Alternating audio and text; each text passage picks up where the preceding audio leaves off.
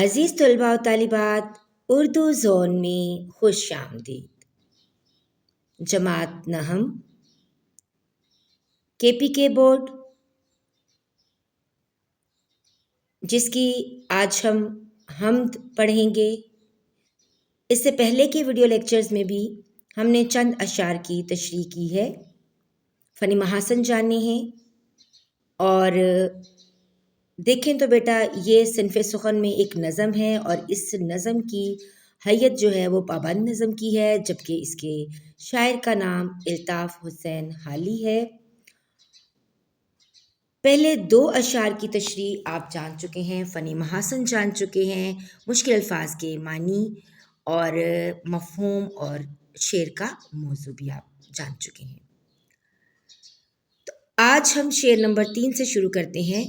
شعر ہے: محرم بھی ہے ایسا ہی جیسا کہ ہے نامحرم، کچھ کہہ نہ سکا جس پہ یہاں بھید کھلا تیرا۔ محرم کہتے ہیں بیٹا قریبی رشتہ دار، ٹھیک ہے، جس سے آپ کا پردہ نہ ہو۔ نامحرم کہتے ہیں غیر متعلق شخص، یعنی وہ اجنبی جس سے پردہ ہو۔ یہاں سے مراد ہے یہاں اس دنیا میں۔ بھید کہتے ہیں راز یا پوشیدہ حقیقت۔ کھلا کا مطلب ہوتا ہے ظاہر یا واضح ہونا۔ اس شعر کا مفہوم کچھ یوں ہے کہ اللہ تعالیٰ کی حقیقت اور اس کی ذات کے راز کو سمجھنے میں محرم اور نامحرم سبھی برابر ہیں۔ کوئی شخص ایسا نہیں جو اللہ تعالیٰ کی حقیقت کو مکمل طور پر بیان کر سکے۔ اس کی ذات کا راز جاننا اتنا بلند ہے کہ انسان جو ہے اس کے بارے میں کچھ کہنے سے عاجز ہے۔ اس شعر کا موضوع ہے کہ اللہ تعالیٰ کی ذات کے راز، عظمت اور انسانی عاجزی کا بیان۔ تو یہ تو ہو گئے اس شعر کے جو ہے الفاظ، معنی، مفہوم اور موضوع۔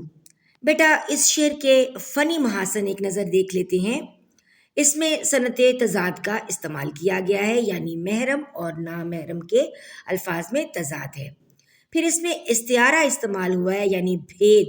بھید سے مراد اللہ تعالیٰ کی ذات اور حقیقت کے اسرار ہیں۔ پھر اس میں سادگی اور بلاغت ہے۔ پچھلے لیکچر میں بھی میں بتا چکی ہوں کہ بلیغ کا مطلب ہوتا ہے کہ کم الفاظ میں ایسا گہرا مفہوم بیان کرنا۔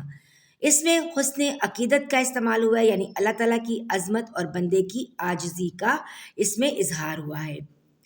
بات کریں موسیقیت کی تو شعر میں روانی اور خوبصورت آہنگ پایا جاتا ہے۔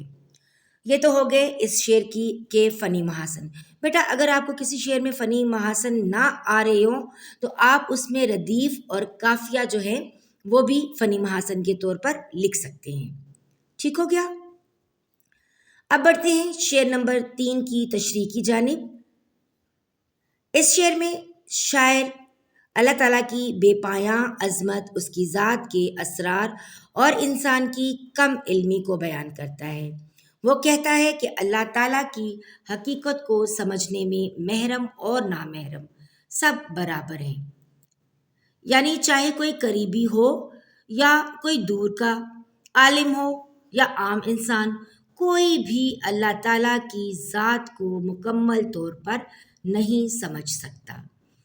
اس کی ذات انسانی عقل و فہم سے بہت بلند ہے۔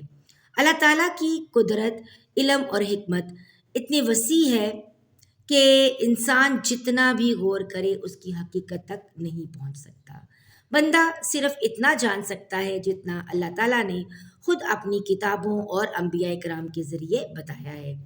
اسی لیے شاعر کہتا ہے کہ کوئی شخص اس بھید کو پرکھ نہیں سکا یا کوئی بھی اس بھید پر کچھ کہہ نہ سکا، یعنی اللہ تعالیٰ کی ذات کا راز پوری طرح کسی پر منکشف نہیں ہوا۔ قرآن مجید میں اللہ تعالیٰ فرماتا ہے اور وہ اپنے علم میں سے کسی چیز کا احاطہ نہیں کر سکتے مگر جتنا وہ چاہے۔ سورہ بقرہ کی آیت نمبر 255۔ اس آیت سے واضح ہوتا ہے کہ انسان اللہ تعالیٰ کے علم اور حقیقت کو مکمل طور پر نہیں جان سکتا۔ ایک اور مقام پر اللہ نے فرمایا نگاہیں اس کا احاطہ نہیں کر سکتی اور وہ نگاہوں کے احاطہ کیے ہوئے ہے۔ سورہ انعام کی آیت نمبر 103۔ یہ آیت بھی اللہ تعالیٰ کی عظمت اور انسان کی محدود سمجھ کو ظاہر کرتی ہے۔ تو بیٹا قرآن کے الفاظ جو ہیں اگر آپ کو یاد رہ جاتے ہیں ان کا ترجمہ تو وہ لکھ لیجئے گا۔ اگر حدیث دیکھیں تو اس حدیث مبارکہ کا مفہوم ہے کہ اللہ تعالیٰ اپنی مخلوق پر 70 ماؤں سے زیادہ مہربان ہے۔ اس حدیث سے معلوم ہوتا ہے کہ اگرچہ انسان اللہ تعالیٰ کی ذات کی حقیقت کو نہیں سمجھ سکتا مگر اس کی رحمت، محبت اور کرم کو محسوس ضرور کر سکتا ہے۔ الغرض شاعر اس شعر میں یہ حقیقت بیان کرتا ہے کہ اللہ تعالیٰ کی ذات سب سے بلند و برتر ہے، انسان اس کی حقیقت کو مکمل طور پر نہیں جان سکتا۔ اس لیے بندے کو چاہیے کہ عاجزی اختیار کرے، اللہ کی عبادت کرے اور اس کی عظمت کو تسلیم کرے۔ تو یہاں پر حدیث کا آپ حوالہ دے سکتے ہیں۔ حوالہ جاتی اشعار اگر لکھنا چاہیں تو لکھ سکتے ہیں، بندہ عاجز ہے فقط سجدہ ہی کر سکتا ہے، کون سمجھے گا بھلا راز آیاں تک تیرا۔ بڑھتے ہیں شعر نمبر 4 کی جانب جو کہ ہے، جچتا نہیں نظروں میں یا خلت سلطانی، کملی میں مگن اپنی رہتا ہے گدا تیرا۔ الفاظ معنی دیکھتے ہیں، جچنا کا مطلب ہوتا ہے اچھا لگنا، مناسب معلوم ہونا، نظروں میں یعنی نگاہوں میں، نظر کے نزدیک، یا کہتے ہیں یہاں کو یعنی اس دنیا میں، خلت سلطانی بادشاہی لباس، شاہانہ پوشاک یا حکومت کی شان و شوکت، کملی کہتے ہیں سادہ چادر کو یا کمبل نما کپڑا، مگن کا مطلب محو، مست یا خوش، گدا کہتے ہیں فقیر، درویش، محتاج، یہاں پر اللہ کا بندہ مراد ہے۔ اس شعر کا مفہوم یہ ہے کہ شاعر کہتا ہے کہ اللہ کے سچے بندے کو دنیا کی بادشاہت، شاہانہ لباس اور ظاہری شان و شوکت پسند نہیں آتی، وہ تو اپنی سادہ کملی میں خوش رہتا ہے، یعنی اللہ والا شخص دنیاوی آسائشوں کی بجائے سادگی، قناعت اور روحانی سکون کو ترجیح دیتا ہے۔ اس شعر کا موضوع سادگی، درویشی، دنیا سے بے رغبتی اور اللہ والوں کی شان ہے۔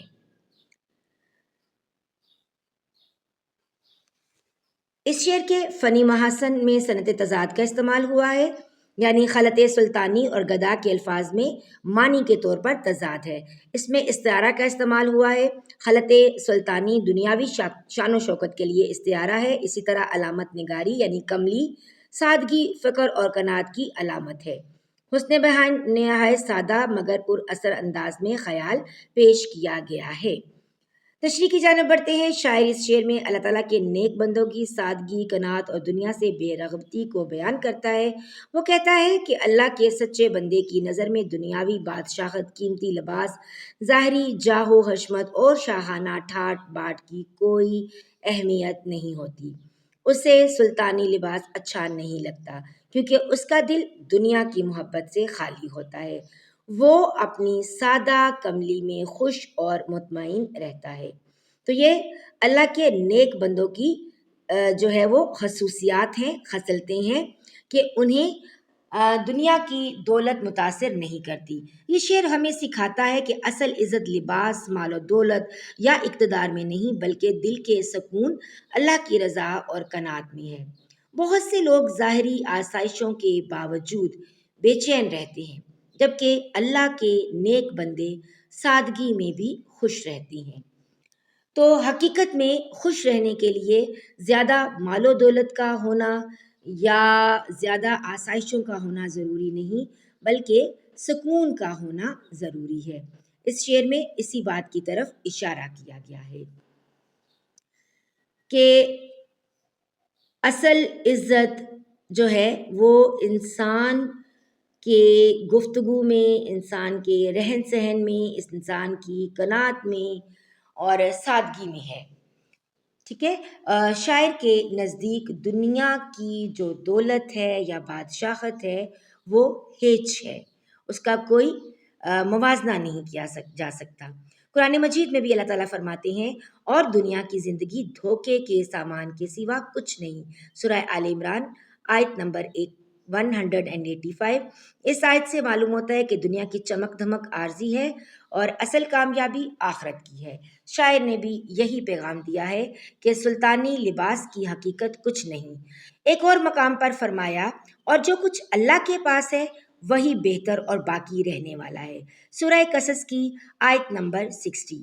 اس آیت سے واضح ہوتا ہے کہ اللہ کی رضا اور روحانی سکون دنیا کی اشیاء میں موجود نہیں ہے۔ حدیث مبارکہ کا مفہوم ہے کہ سادگی ایمان کا حصہ ہے۔ یہ حدیث سادگی کی اہمیت کو ظاہر کرتی ہے۔ ایک اور حدیث کا مفہوم ہے دولت مندی مال کی کثرت کا نام نہیں بلکہ دل کی غنا مندی کا نام ہے، یعنی اصل امیری دل کا مطمئن ہونا ہے۔ یہی کیفیت شاعر نے کملی میں مگن کہہ کر بیان کی ہے، یعنی شاعر یہ کہتا ہے کہ میں اپنی کملی میں مست رہتا ہوں، مگن رہتا ہوں، مطمئن رہتا ہوں۔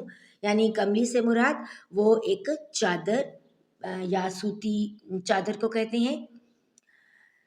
یعنی شاعر کہنا چاہتا ہے کہ اللہ کے بندے دنیاوی شان و شوکت سے متاثر نہیں ہوتے بلکہ سادگی، قناعت اور اللہ کی محبت میں خوش رہتے ہیں۔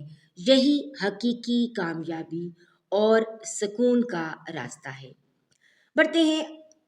اوکے، اگر حوالے کا شعر لکھنا چاہیں تو لکھ لیں۔